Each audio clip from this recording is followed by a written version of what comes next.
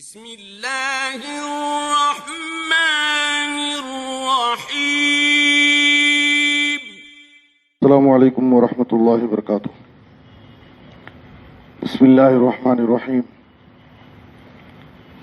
عن نبی ہریرہ رضی اللہ تعالی عنہ قال قال رسول اللہ صلی اللہ علیہ وسلم ان اللہ طیب لا يقبل الا طیبا وان اللہ امر المؤمنین بما امر به المرسلین فقال یا ایھا الرسل كلوا من الطیبات واعملوا صالحا انی بما تعملون علیم وقال یا ایھا الذین آمنوا كلوا من طیبات ما رزقناکم ثم ذکر الرجل یطیل السفر اشعث اغبر یمد یدیہ الی السماء فیقول یا ربی ومطعمه حرام ومشربه حرام وملبسه حرام وغذی بالحرام فأنا يستجاب لذلك رواہ مسلم۔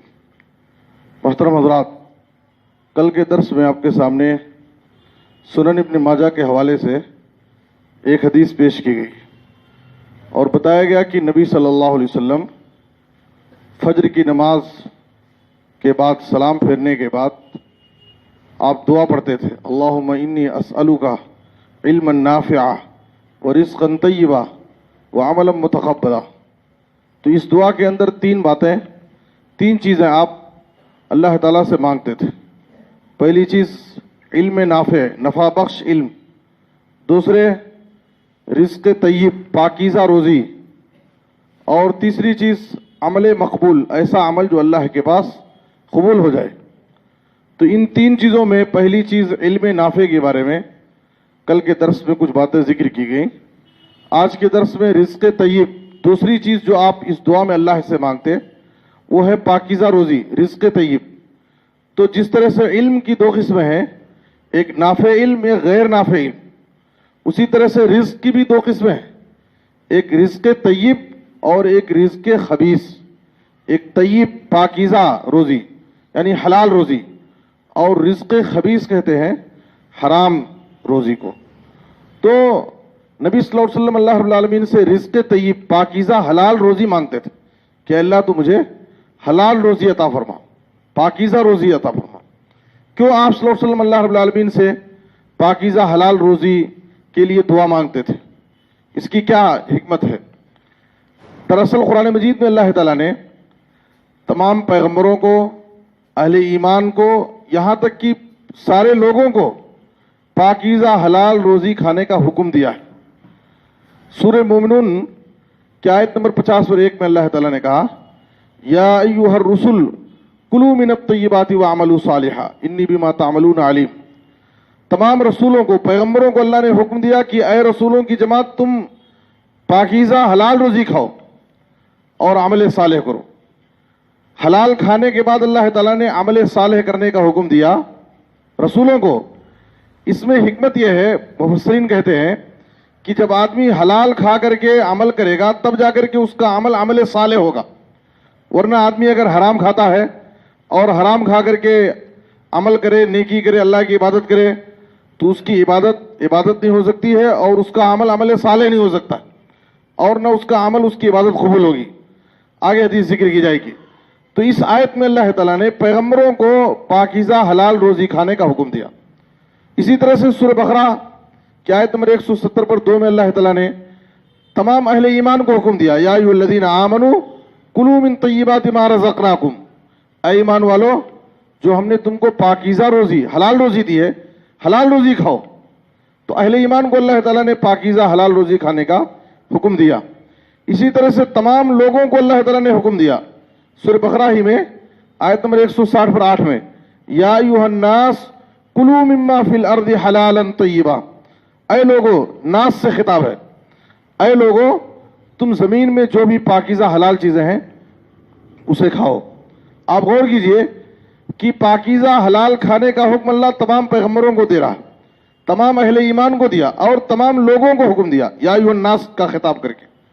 یہاں تک کہ نبی صلی اللہ علیہ وسلم کو اللہ تعالیٰ نے نبی بنا کر کے بھیجا تو آپ کی بعثت کا ایک مقصد یہ بھی بیان کیا، سورہ اعراف کی آیت نمبر 150 پر 7 میں ہے، وَيُحِلُّ لَهُمُ الطَّيِّبَاتِ وَيُحَرِّمُ عَلَيْهِمُ الْخَبَائِثَ. نبی صلی اللہ علیہ وسلم اس دنیا میں آئے, آپ کی بعثت کا ایک مقصد یہ تھا, آپ لوگوں کے لیے پاکیزہ چیزوں کو حلال کرتے اور خبائث جو خبیث چیزیں ہیں ان کو حرام کرتے. تو آپ کی بعثت کا مقصد ہی ہے کہ پاکیزہ چیزوں کو حلال کرنے آپ آئے تھے اور خبیث چیزوں کو حرام کرنے آئے تھے. تو ایک مومن کی زندگی میں پاکیزہ حلال روزی کی بڑی اہمیت ہے, اور دینی اور دنیوی اعتبار سے اس کی بڑی اہمیت ہے.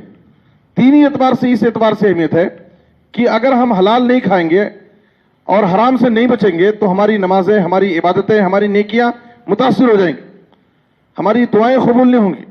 آپ صلی اللہ علیہ وسلم نے کہا کہ ایک آدمی لمبا سفر کرتا ہے, غبار آلود ہے, پراگندہ حال ہے, پریشان حال ہے, مجبور ہے, اپنے دونوں ہاتھوں کو آسمان کی طرف اٹھائے ہے, اللہ کے سامنے ہاتھ پھیلائے ہوئے ہے, یا ربی کہہ کر کے اللہ سے دعا کر رہا ہے. اللہ کہتا ہے کہ یہ دعا کرنے والے کا, اس کا کھانا حرام ہے, اس کا پینا حرام ہے, اس کا لباس حرام ہے, اس کی پرورش حرام غذا پر ہوئی ہے, میں کیسے اس کی دعا قبول کروں؟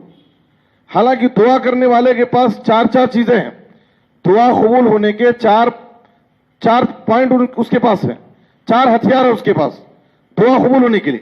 ایک تو مسافر ہے اور مسافر کی دعا اللہ قبول کرتا ہے, اور دوسرے وہ شخص مجبور ہے, حالت سفر میں پریشان حال ہے, اور مجبور اور بے بس انسان کی دعا اللہ قبول کرتا ہے. اور تیسرے وہ اللہ کے سامنے ہاتھ پھیلایا ہے, اور اللہ کہتا ہے کہ جب بندہ میرے دربار میں میرے سامنے ہاتھ پھیلاتا ہے تو میں اسے خالی ہاتھ واپس کرنے سے مجھے شرم آتی. تو اللہ کے سامنے ہاتھ پھیلایا ہوا ہے. اور چوتھی چیز یہ ہے کہ یا ربی کہہ رہا, اللہ کی صفت ربوبیت کا وسیلہ پکڑ رہا ہے.